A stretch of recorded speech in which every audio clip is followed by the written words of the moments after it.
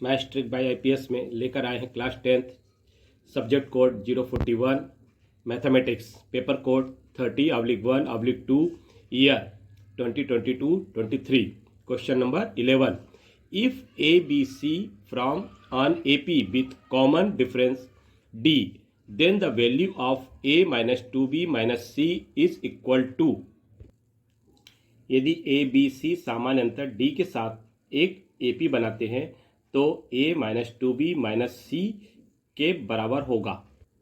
तो इसके हमारे पास 4 आंसर हैं, इसमें से हमें फाइंड करना है कि कौन सा आंसर होगा। सॉल्यूशन हम देखते हैं। Give A B C are in A P, ये हमारे पास ए पी जो है अरिथमेटिक मीन्स जो हमारे पास है ये क्या है, ए बी सी 3 टर्म्स दिए गए हैं। तो हमारे पास ए का फर्स्ट टर्म का ए हो गया, सेकेंड टर्म बी जो होगा वो हो जाएगा ए प्लस डी। डी होता है बिटवीन डिफरेंस, तो हमारे पास डिफरेंस डी दिया हुआ है, कॉमन डिफरेंस दिया हुआ है। तो B equal to A plus D और C equal to third term जो होगा ये ए प्लस 2d होगा।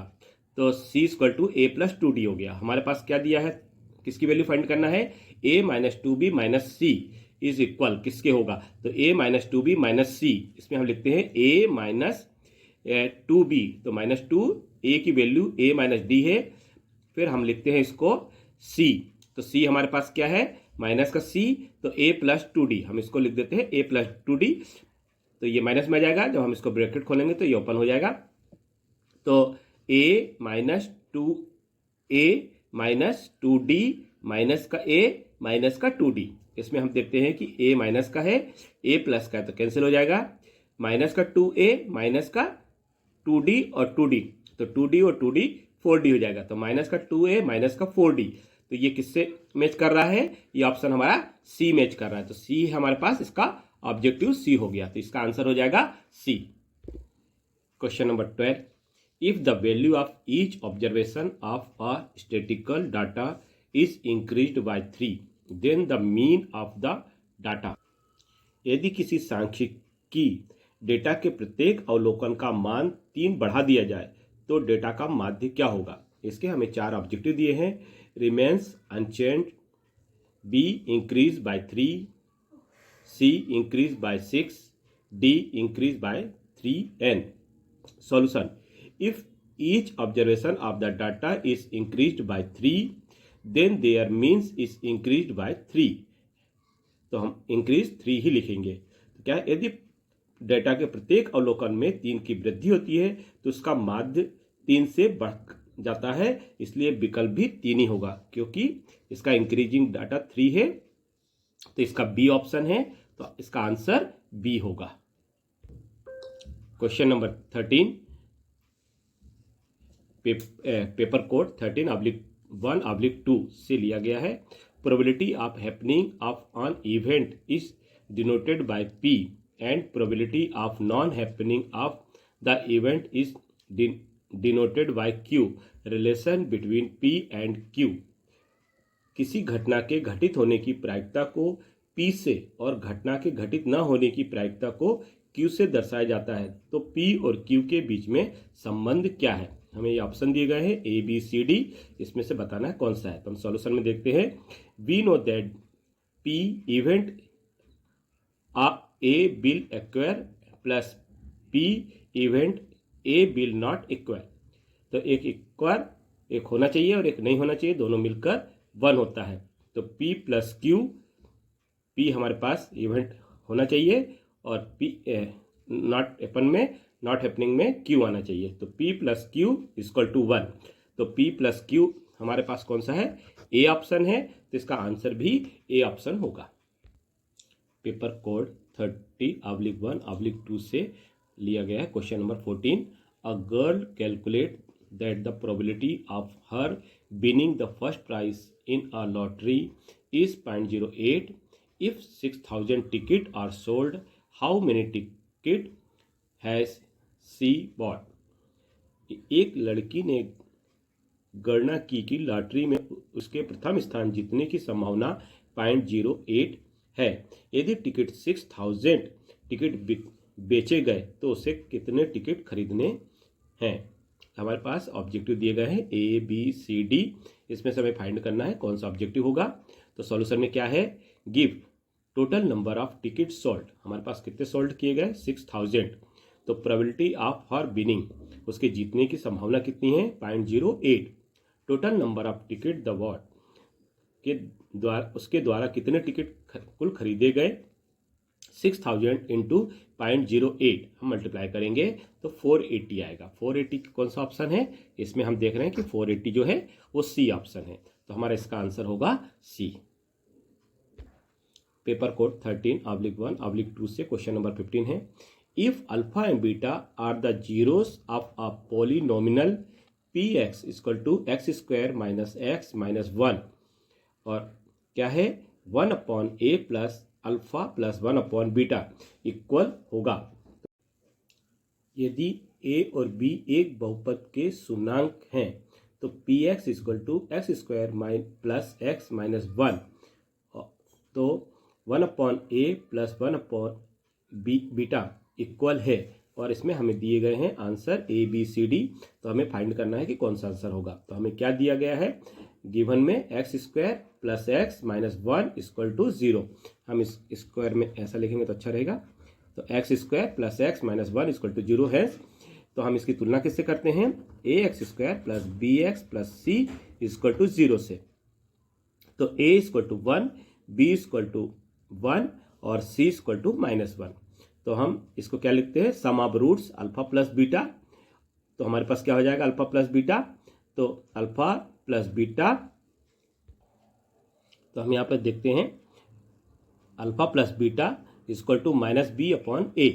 तो -b की वैल्यू क्या है -1/1, तो -1 आ जाएगा।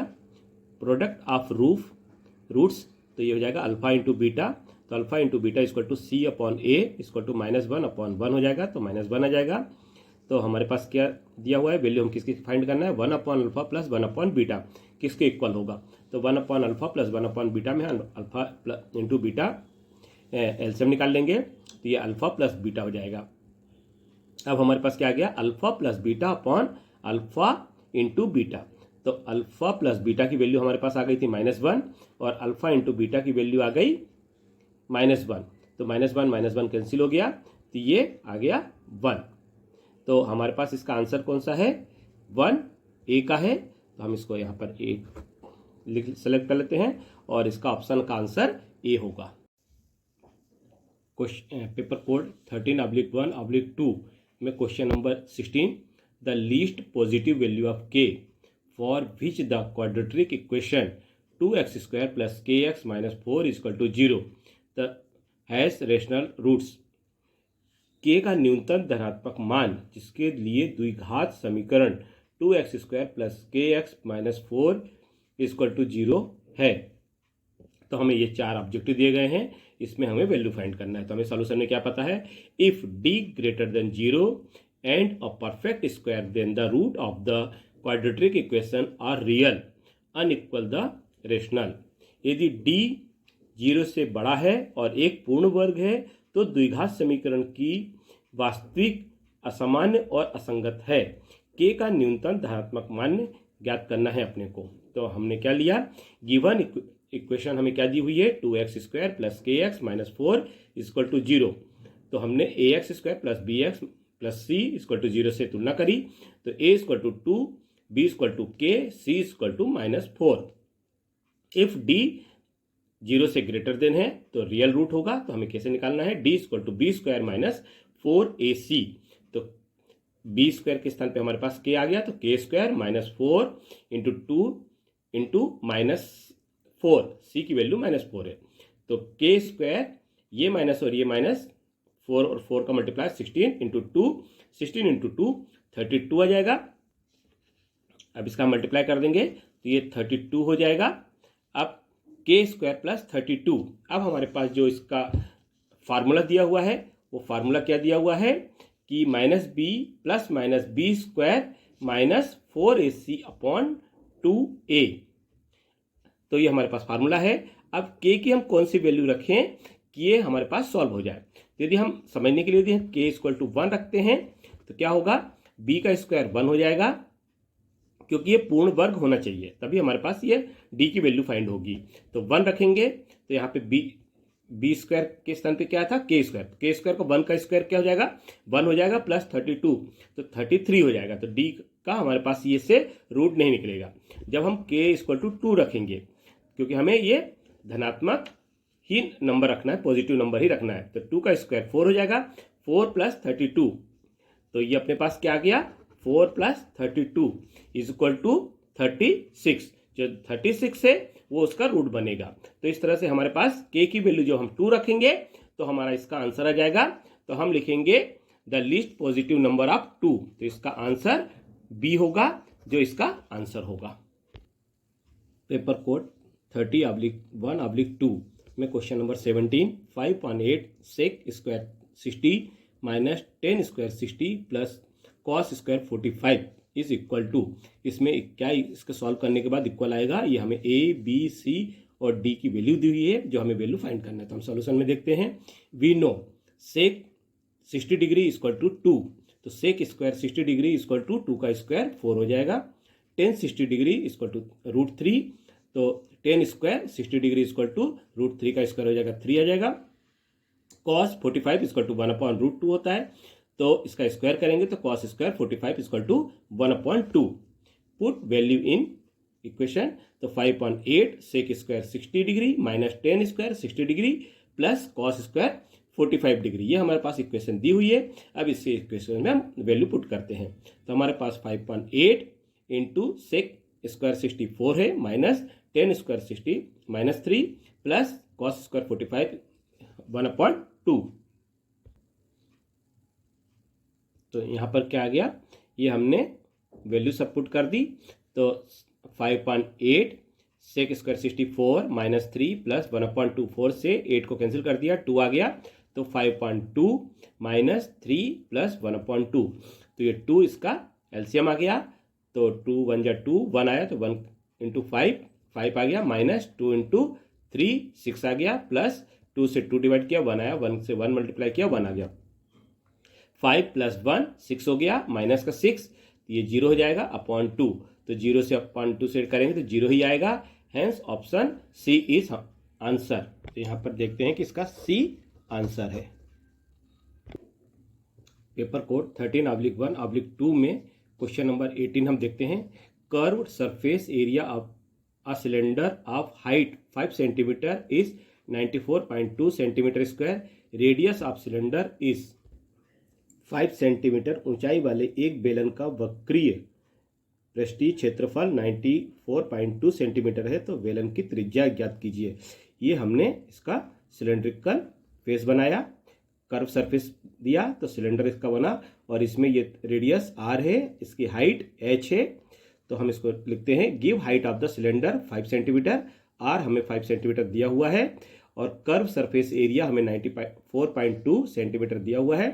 तो हमारे पास क्या होता है, curve surface area equal to 2πr/h, तो CSA कर्व सरफेस एरिया हमारे पास दिया है 94.2, तो हम इसको कैसे लिखते हैं, 2 पाई की value 22/7 into r into h means 5, तो ये हमारे पास क्या हो जाएगा, r की हम वैल्यू फाइंड करेंगे, तो 94.2 7 ऊपर चला जाएगा, अपॉन में 2 इंटू 22 इंटू 5 नीचे आ जाएगा, इसको हम मल्टीप्लाई करके इसको डिवाइड कर देंगे, तो r की वैल्यू आ जाएगी 2.997 मीन्स जो 3 के इक्वल है, तो हम लिख देंगे r = 3, तो 3 हमारा कौन सा आंसर है, b, तो हम इसको लिख देंगे हियर ऑप्शन बी इज इसका answer correct. In question 19 and 20 as assertion a statement is followed by a statement of reason r, select the correct option out of the following.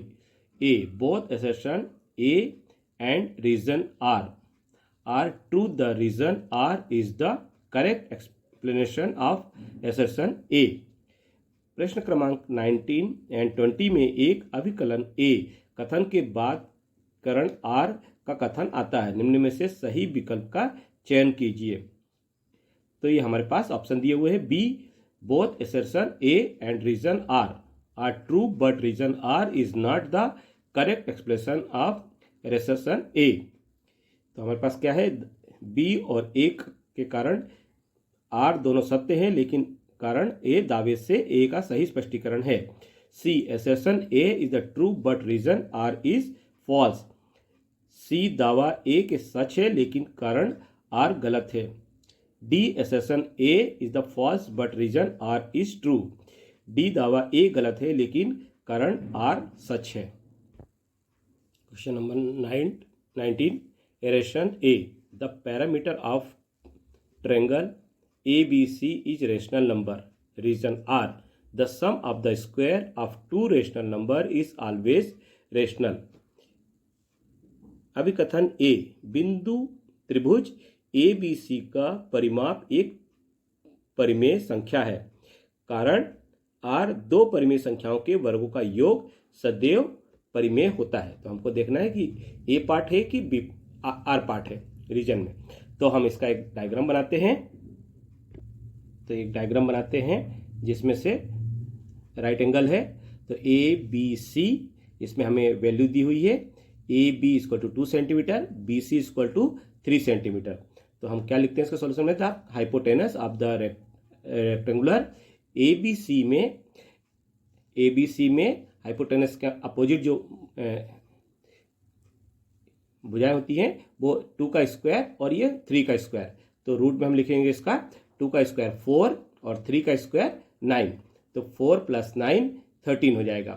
तो ABC = √13। जो √13 है वो रेशनल नंबर है।